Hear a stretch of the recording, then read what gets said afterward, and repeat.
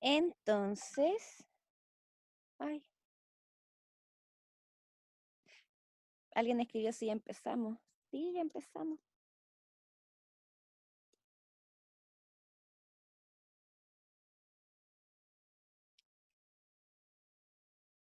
Ya. Entonces, ahí les puse una pequeña cita de un texto de Borges, ¿verdad? De acuerdo a la Enciclopedia China, el Emporio de Conocimientos Benévolos, los animales se clasifican en perteneciente al emperador, embalsamados, amaestrados, lechones, sirenas, fabulosos, perros sueltos, incluidos en esta clasificación, que tiemblan como enojados, innumerables, dibujados con un pincel finísimo de pelo de camello, etcétera, que acaban de romper un jarrón, que de lejos parecen moscas. Ay, les voy a pedir que, si no van a hablar, que tengan el audio apagado, por favor. De hecho, los voy a silenciar. A ver.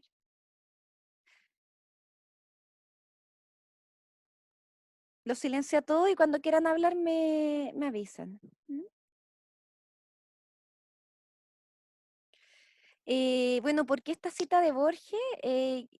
Porque quieralo o no, las categorías diagnósticas de la psiquiatría, y eso ustedes ya lo saben, ¿verdad? Siempre van a tener un carácter de arbitrariedad, ¿sí? Va a estar muy tomado por aquello que se piensa que es la norma, lo normal, lo saludable, y de ahí se van articulando una serie de categorías que bueno. ¿Mm? ¿Por qué se ríen? ¿Qué pasó?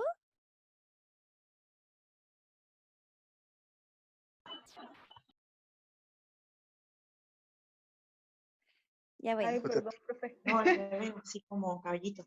¿Cómo? ¿Qué pasa?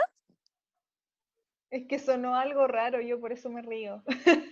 Son algo raro. Chuta, ya. Bueno, notoriamente no hay clasificación del universo que no sea arbitraria y conjetural. La razón es muy simple, no sabemos qué cosa es el universo. Qué honesto. Si no, no importa que los tipos, no. Ya, los Es voy a lo que es poner. una clase. Perdón, y luego no sé, ya. Bueno, ya.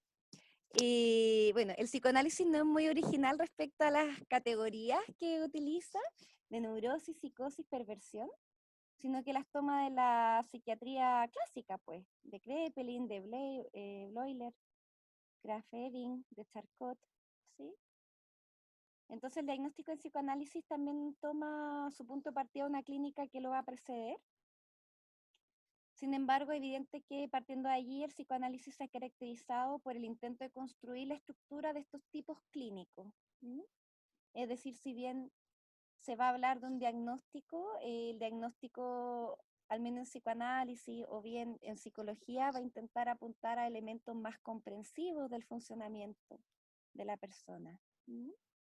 Es decir, no se va a quedar exclusivamente en las manifestaciones sintomáticas o conductuales, sino que va a intentar aproximarse de un modo más comprensivo, ¿verdad? Y el psicoanálisis, cierto tipo de psicoanálisis, lo va a vincular más a lo estructural.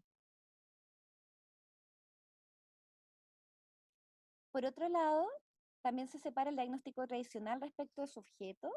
Hay una psicoanalista que se llama Colette Soler, que señala un diagnóstico consiste en concluir sobre la estructura, no tanto de la persona, sino sobre la estructura del material clínico que el paciente presenta. ¿Sí? Entonces ahí vemos que hay distintas concepciones respecto a la noción de lo estructural, también dentro de la misma psiconología o bien dentro del mismo psicoanálisis.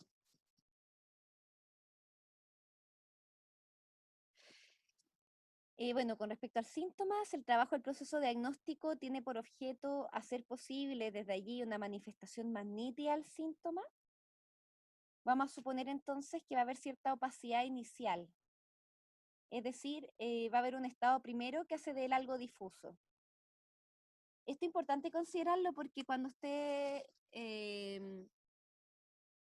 bueno, cuando tengan los pacientes del CAP o en caso de que prontamente no lo tuvieran después de junio, ¿verdad? Yo les voy a redactar algunos casos clínicos que trabajen ustedes. Algo que pasa mucho es que uno dice, el paciente viene porque está ansioso. ¿Qué interrogante nos queda con eso? Si yo le digo, hoy el paciente está ansioso, ¿qué me preguntarían ustedes sobre el paciente?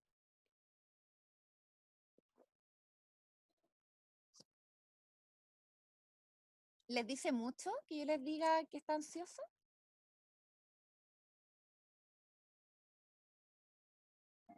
Pero ansioso, o sea, a mí me pasa que pienso ansioso de qué o ansioso por qué. Ajá. Después de ahí de lo ansioso, que es la manifestación más física, podríamos indagar sobre la angustia, sobre cómo se elabora su angustia y ahí poder llegar a alguna conclusión más contundente. Exacto. Es decir, si yo les digo el paciente está ansioso, ustedes quedan como, y bueno, ¿qué dice esa ansiedad del paciente, po?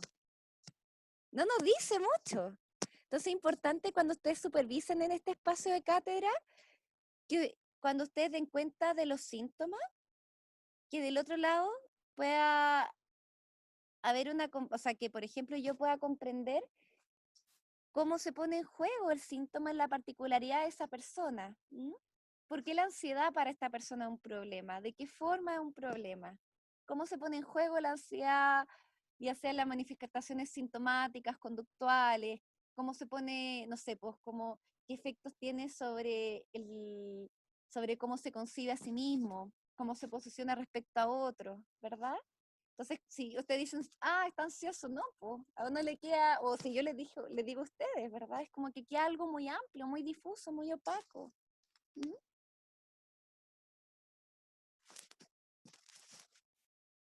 Eh,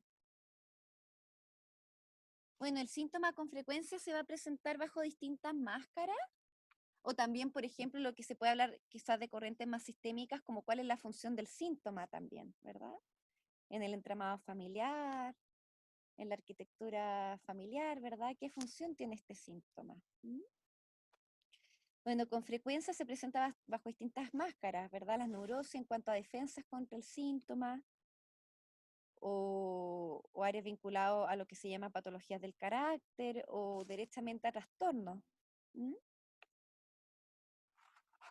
Eh, para el psicoanálisis el síntoma no es algo a eliminar, ni un patos, ¿verdad? Sino que se constituye en el verdadero paterner del sujeto. No hay sujeto sin síntoma, ni tampoco lazos que no sean sintomáticos. ¿Mm? Entonces, frases tales como tengo un síndrome compulsivo, soy bipolar, ¿verdad? Son nomalismos que van a ser un modo de significar el malestar del sujeto, ¿sí? Pero que pueden nominar al sujeto sin significarlo. ¿Mm? ¿Qué quiere decir esto?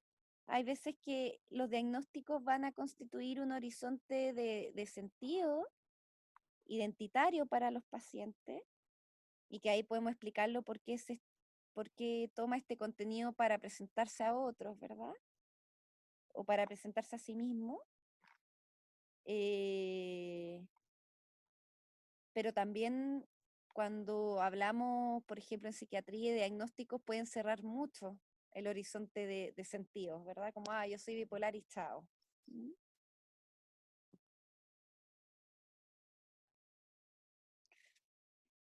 Cuando se habla de proceso diagnóstico, al entenderlo como proceso, implica que hay un conjunto de fases sucesivas de un fenómeno natural o de una operación artificial. ¿Mm?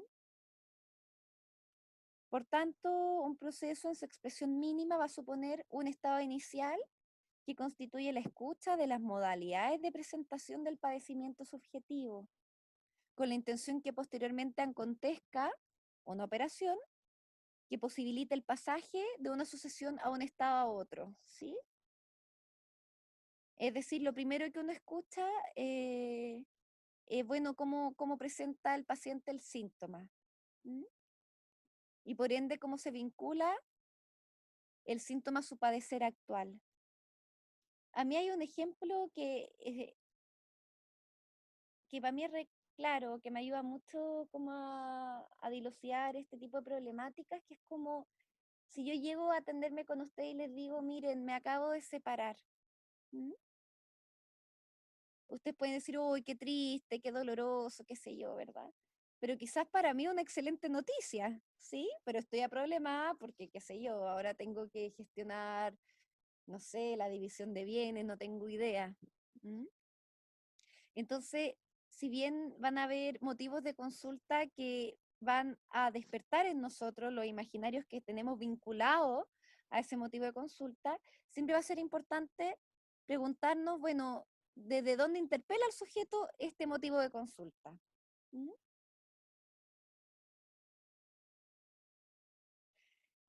Respecto al motivo de consulta, la influencia médica tiende a restringir el motivo de consulta al padecimiento que conduce al paciente a buscar la intervención de un profesional.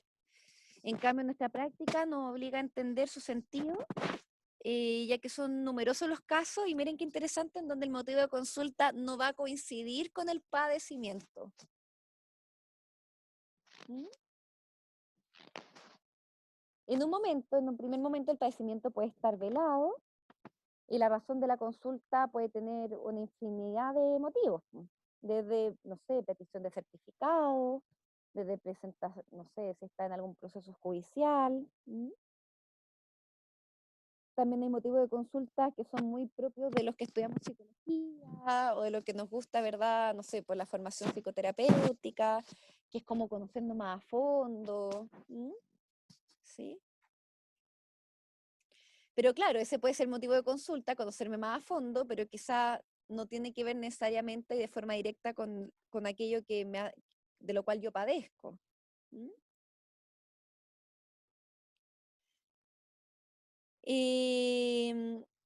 Entonces el motivo de consulta nos va a permitir verificar la variedad de argumentos con los que el paciente va a intentar justificar ante el terapeuta por qué se debe prestar oído a lo que viene a traerle.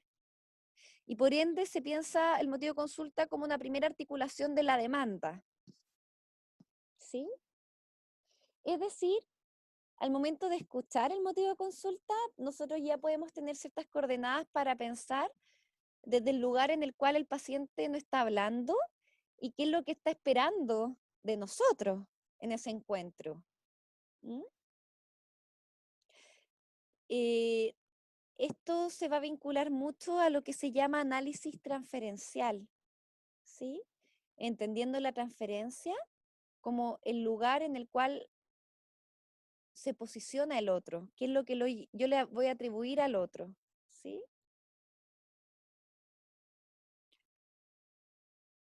Entonces no es lo mismo el desamparo neurótico que va a buscar del otro como la salvación, ¿verdad? O sea, usted tiene algo que sabe, que yo no sé, y usted me lo va a decir para que yo calme mi malestar. ¿Mm?